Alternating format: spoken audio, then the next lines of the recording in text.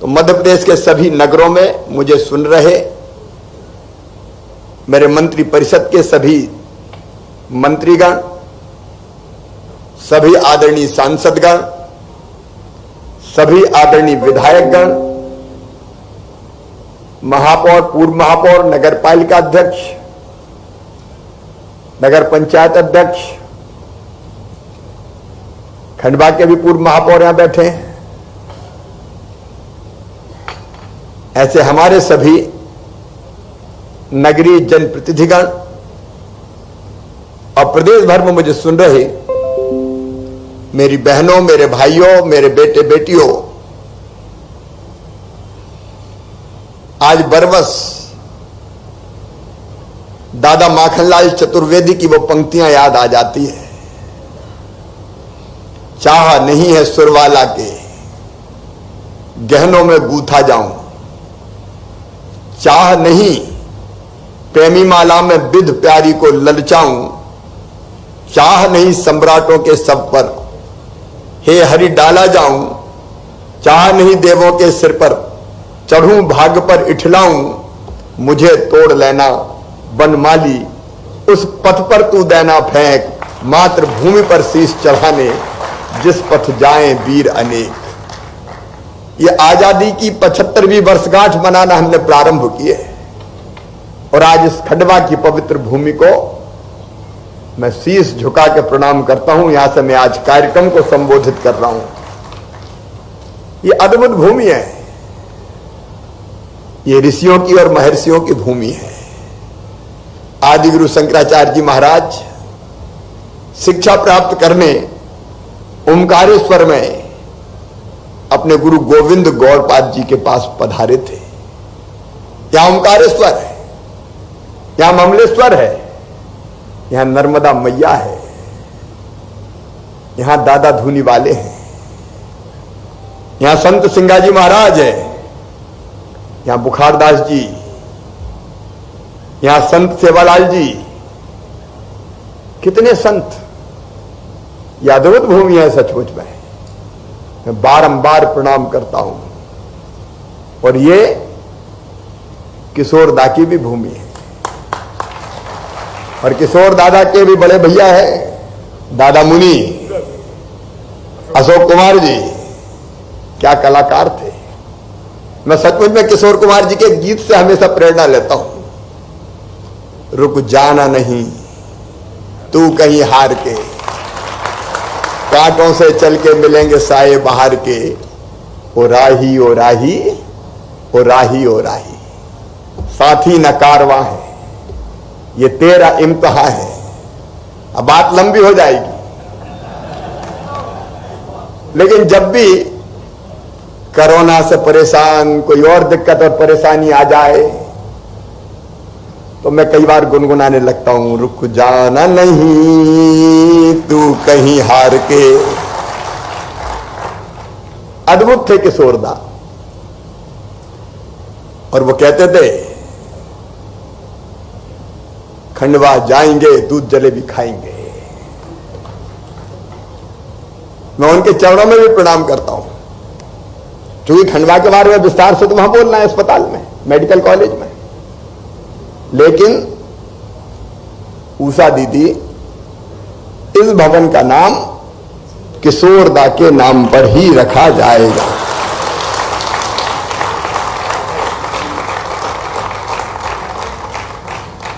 मेरे प्रिय बहनों और भाइयों,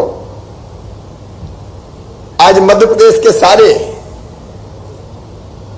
हमारे निर्धन भाई और बहन, देखिए आजादी 75 मना रही है, टंटिया मामा की भी भूमि है और हमने यहां स्मारक बनाया उनके नाम। लेकिन आजादी 75 का एक कार्यक्रम, भव्य कार्यक्रम टंटिया मामा की जन्मभूमि पर मनाया जाएगा। उसको विराट स्वरूप हम देंगे और उनके नाम पर जो स्मारक है उसको भी विराट स्वरूप प्रदान करेंगे। पूजे न गए सहित तो बुरी मंत्र कौन अपनाएगा, तोपों के मुंह से कौन अकर छातियां अपनी अड़ाएगा, चूमेगा फंदे कौन, गोलियां कौन वक्ष पे खाएगा, अपने हाथों अपने मस्तक फिर आगे कौन बढ़ाएगा। पूजे न गए शहीद तो फिर ये बीज कहां से आएगा, धरती को मां कहकर माटी माथे से कौन लगाएगा। शहीदों की तो पूजा करनी है। मैं अमर शहीदों का आचरण उनके जस गाया करता हूं, जो कर्ज राष्ट्र ने खाया है मैं उसे चुकाया करता हूं। वो कर्ज भी चुकाना पड़ेगा। लेकिन आजादी के 75वें साल एक बार हम विचार करें, 75 वर्षों में किसको क्या मिला। मैं प्रधानमंत्री जी को धन्यवाद देता हूं। वो विजनरी लीडर है, कल्पनाशील मस्तिष्क के धनी है। गरीब के लिए, किसान के लिए एक वैभवशाली भारत, एक गौरवशाली भारत, एक समृद्ध भारत, एक संपन्न भारत, एक शक्तिशाली भारत के निर्माण के लिए उन्होंने अपने आप को समर्पित किया है। वो परिश्रम की पराकाष्ठा और प्रयत्नों की परिसीमा कर रहे हैं। समाज के हर वर्ग के लिए योजनाएं बनी है। लेकिन कई बार मैं मुख्यमंत्री के रूप में भी जब सोचता हूं, बजट का बड़ा हिस्सा किसको मिलता है मेरे बहनों और भाइयों। जब हम आकलन करते हैं तो कई बार लगता है कि आजादी के बाद से जो परंपरा शुरू हुई हम बदलने की, उसको पूरा प्रयत्न कर रहे हैं। बड़ा हिस्सा कुछ लोगों के जिम्मे, कुछ लोगों के पास चला जाता है। चला जाता मतलब बांटते नहीं है। और मैं उसको पूरी तरह से गलत भी नहीं कह रहा। अब मैं मध्य प्रदेश के बजट की बात करूं तो हमारे बजट का 60,000 करोड़ रुपया हम तनख्वाह बांटने में खर्चा करते हैं। तनख्वाह बांटने में जाता है। देखो ये देश सबका है। मैं ये नहीं कह रहा कि तनख्वाह नहीं बांटनी चाहिए। कोरोना में भी मैंने कटने नहीं दी, पूरी पूरी दी। लेकिन हमको विचार तो करना पड़ेगा,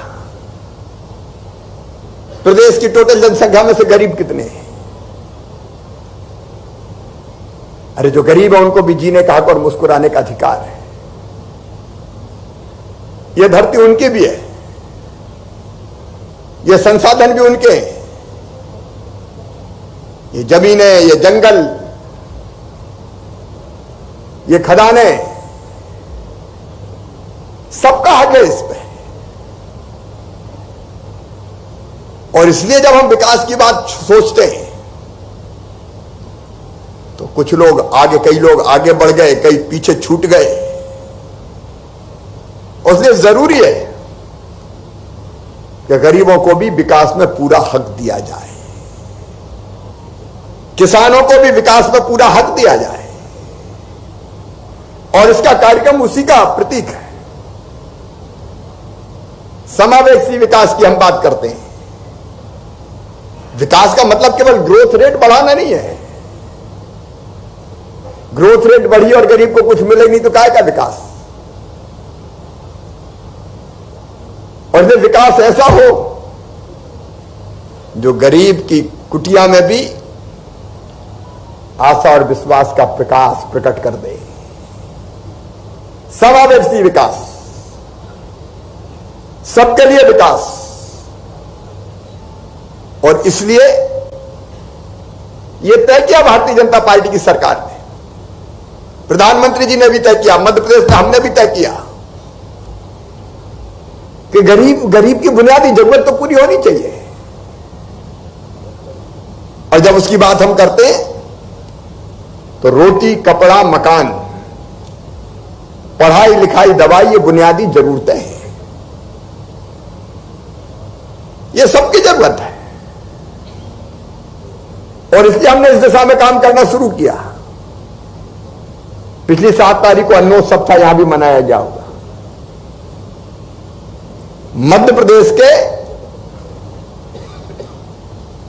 1,15,00,000 परिवारों के 4,90,00,000 भाई और बहनों को अभी तो नवंबर तक प्रधानमंत्री जी फ्री में राशन दे रहे हैं और हम 1 रुपया किलो दे रहे हैं। वो अलग आता है, ये अलग आता है। लेकिन ये केवल देना नहीं है, ये सोचा समझा दर्शन है कि एक दिन की मजदूरी में महीने भर का राशन गरीब के घर आ जाना चाहिए, भरपेट वो भोजन करे। ये अन्नोत्सव, मुख्यमंत्री अन्नपूर्णा योजना, ये नाटक नहीं है, ये गरीब का हक देने का प्रयास है। यहां खंडवा में भी अन्नोत्सव अच्छा हुआ होगा। अभी झोला वाले कहीं रह गए, अब अभी और आ रहे हैं, तो 7 तारीख को फिर करना है। सबको झोला में दो। राम की चिड़ैया राम को खेत खावरी चिड़ैया भर भर पेट, भरपेट भोजन मिले। और एक दिन की मजदूरी में भोजन आ जाए तो 29 दिन की बचे तो कपड़ा बर्तन खरीदे। फिर दूसरी बड़ी जरूरत है मकान की। सिर छिपने के लिए, परिवार के लिए मकान तो सबके पास चाहिए। आज मुझे प्रसन्नता है कहते हुए, प्रधानमंत्री जी के आशीर्वाद से केंद्र सरकार का भी पैसा, राज्य सरकार का भी पैसा अलग अलग लगा है। आज 1,29,000 शहरी गरीब भाइयों और बहनों को मकान की सौगात मिल रही है। या तो वो प्रवेश कर रहे हैं, या उनकी किस्त डाली जा रही है, या मकान बनाने के लिए भूमि पूजन हो रहा है। और आज मैं मध्य प्रदेश के ऐसे सभी बहनों और भाइयों को, वो गांव में रहते हो, वो शहर में रहते हो, आश्वस्त करना चाहता हूं, मध्य प्रदेश में कोई गरीब बिना छत के नहीं रहेगा। हम भव्य बंगला नहीं बना सकते, छोटा सा मकान तो बनाने के लिए पैसा दे सकते हैं, जिसमें अपने बच्चों के साथ वो चैन से रह सके। तब तो आजादी उसके लिए आएगी ना। और आज के ये कार्यक्रम उसी का प्रतीक है। और मध्य प्रदेश के मेरे बहनों और भाइयों, प्रधानमंत्री जी के आशीर्वाद से हमारा संकल्प है 2024 तक, बीच में 1.25 साल बेकार चला गया, वो कट गया, और बीच में कोरोना आ गया। कोरोना ऐसा जो अभी भी नहीं छोड़ रहा, अभी भी पॉजिटिव केस आ रहे हैं। मैं खंडवा वालों को बहुत धन्यवाद देना चाहता हूं, नेतृत्व को। आपने मेरी भावनाओं का सम्मान किया। मैंने कहा कि इस समय कोई फूल माला नहीं चाहिए, कोई हार नहीं चाहिए, क्योंकि कई बार स्वागत के लिए भारी भीड़ इकट्ठी हो जाती है। कार्यकर्ता की भावना भी रहती, मैं उसकी आलोचना नहीं करता। यही सामाजिक खींचते करें तो वो अलग विषय है, लेकिन हमेशा नेताजी आ रहे हैं तो स्वागत ही होना चाहिए। काय के लिए होना चाहिए? काम करो भैया। इसलिए मैंने आग्रह किया था, खंडवा ने स्वीकार किया। मैं बहुत धन्यवाद देता हूं, नहीं तो बहुत सारा टाइम उसी में लग जाता। माला,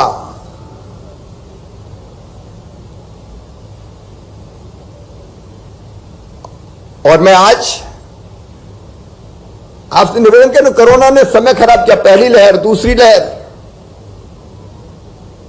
बावजूद इसके हमारा संकल्प है। मंत्रिमंडल के साथी मुझे सुन रहे हैं, यहां बैठे भी हैं। 2024 हमारा टारगेट है, हर एक को पक्की छत उपलब्ध करा देंगे। और दूसरी चीज, अगर जमीन ही नहीं तो छत कहां से बनाओगे बताओ? छत के लिए तो जमीन का टुकड़ा चाहिए ना। जब वो इस दुनिया में पैदा हुआ तो इतना हक तो है ही उसका कि इतनी जमीन तो उसके पास हो कि जिसपे अपने बच्चों के साथ वो रह सके। और इसलिए दोनों चीजें, नंबर 1, जिनके पास जमीन का टुकड़ा है, पट्टा नहीं है, उनको हम पट्टा देके उस जमीन का मालिक बनाएंगे। ये जायज बात है कि नहीं जायज? बताओ आप। अरे बोले ही नहीं रहे यार। ये जायज है। और मान लो किसी बड़े शहर में दिक्कत है तो मल्टी स्टोरी बिल्डिंग बना के उसको फ्लैट का मालिक बनाएंगे।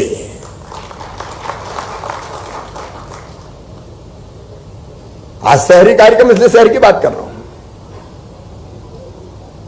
लेकिन गांव को भी नहीं छोड़ेंगे और खंडवा में भी चिन्हित कर लें। खंडवा शहर, खंडवा जिले में, और मैं सब जगह कह रहा हूं जहां लोग मुझे सुन रहे हैं, जमीन का मालिक भी गरीब होगा रहने की, और छत का मालिक भी बनाया जाएगा। यही सामाजिक न्याय है मित्रों, तब तो उसके लिए आजादी आएगी। एक जरूरत होती है पढ़ाई की व्यवस्था। बच्चे, मैं आज आश्वस्त कर रहा हूं, बीच में चले गए थे, हम नहीं थे, संबल योजना डंप कर दी थी पुरानी सरकार ने। आज नंदू भैया मुझे याद आ रहे हैं, उनके साथ ही संबल का पहला कार्यक्रम खरगोन जिले में हमने किया था, शुभारंभ किया था नंदू भैया के साथ, पहला कार्यक्रम। मैं नंदू भैया के चरणों में प्रणाम करता हूं। अद्भुत अद्भुत नेता थे,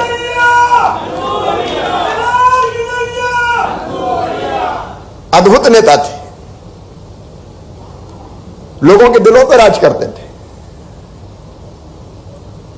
बहुत जल्दी चले गए, लेकिन संबल योजना तब उनके साथ पहला कार्यक्रम हमने किया था,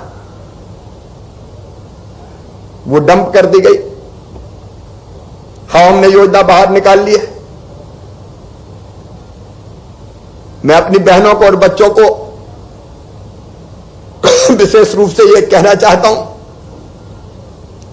कि मकान और पट्टे दो चीज, तीसरी चीज बच्चों की पढ़ाई इसी में। मेरे भांजे भांजी जितने, मेरा बहुत पुराना संकल्प है, पढ़ने में तेज है तो उनकी पढ़ाई में पैसे को बाधा नहीं बनने दिया जाएगा। कई बच्चे आज मेडिकल कॉलेज में, इंजीनियरिंग कॉलेज में, जब मैं पहला मुख्यमंत्री था, उनको एडमिशन दिला के फीस चाहे 5, 7, 8 लाख रुपया भी साल हो तो देने का काम भारतीय जनता पार्टी की सरकार ने किया था, ताकि वो बच्चे पढ़ते रहे। बीच में थोड़ी गड़बड़ाई, अब इस योजना को फिर से हम लाइन पे ला रहे हैं। तो एक बात है पढ़ाई की, सुनो रे मेरे भांजे भांजियों, जहां भी हो, अब 6वीं के स्कूल 1 तारीख से खोल रहे हैं, और फिर एक आध हफ्ता देखेंगे, बस वैक्सीनेशन करवा लेना। यहां कितने लोग बचे हैं वैक्सीनेशन के लिए खंडवा जिले में? करेक्टर बता कितने बचे हैं अभी? है 30%। देखो भैया, एक तो खंडवा जिले को इसलिए भी प्रणाम कर रहा हूं कि जो कोरोना से लड़ाई आपने लड़के नियंत्रित की, अभिनंदनीय है आप सब लोग, जिला प्रशासन की। बचे 30% को जल्दी टीका लगना है, पहला डोज और फिर दूसरा डोज।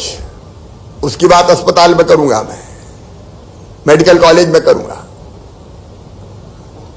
लेकिन बिना पढ़ाई में बच्चों की कोई बाधा नहीं रहेगी। तो शिक्षा की व्यवस्था, और फिर एक चीज है दवाई। अब बीमार तो हो जाते हैं, बीमार हो गए तो इलाज चाहिए, और ये मध्य प्रदेश में हमने तय किया है 2.5 करोड़ आयुष्मान कार्ड बन चुके हैं। खंडवा जिले में कितने बने अभी? आयुष्मान कार्ड कितने बन गए, कितने रह गए? हिसाब किताब चाहिए भाई, कितने बच्चे तो बनाना पड़ेगा ना, है? या वो एग्जैक्ट आके और फिर आप बैठे भैया शिविर लगा के बना दो। 2.5 करोड़ बन गए, और इसमें मैंने संबल परिवार भी जोड़ दिया। हम इसमें आबादी कवर करेंगे लगभग 70%। सबको आयुष्मान कार्ड बना के देंगे, और 5 लाख रुपए तक का इलाज सरकारी अस्पताल के अलावा प्राइवेट अस्पताल में भी निःशुल्क होगा। यह जरूरत है, गरीब हो, निम्न मध्यम वर्गीय हो, कहां जाएगा? मेरे शहरों में रहने वाले सभी बहनों और भाइयों, अवैध कॉलोनियां बन गई थी, नई बनाने का मैं पक्षधर नहीं हूं। पुरानी बन गई, क्या करो? बिल्डर तो बेच बाच के निकल लिए। अब बेचारा जिसने जिंदगी भर की कमाई लगा के बना दिया मकान, वो वैध ही नहीं हो रहा, अवैध। भूपेंद्र सिंह जी वहां बैठे हैं, हमारे नगरीय विकास मंत्री। हमने तय किया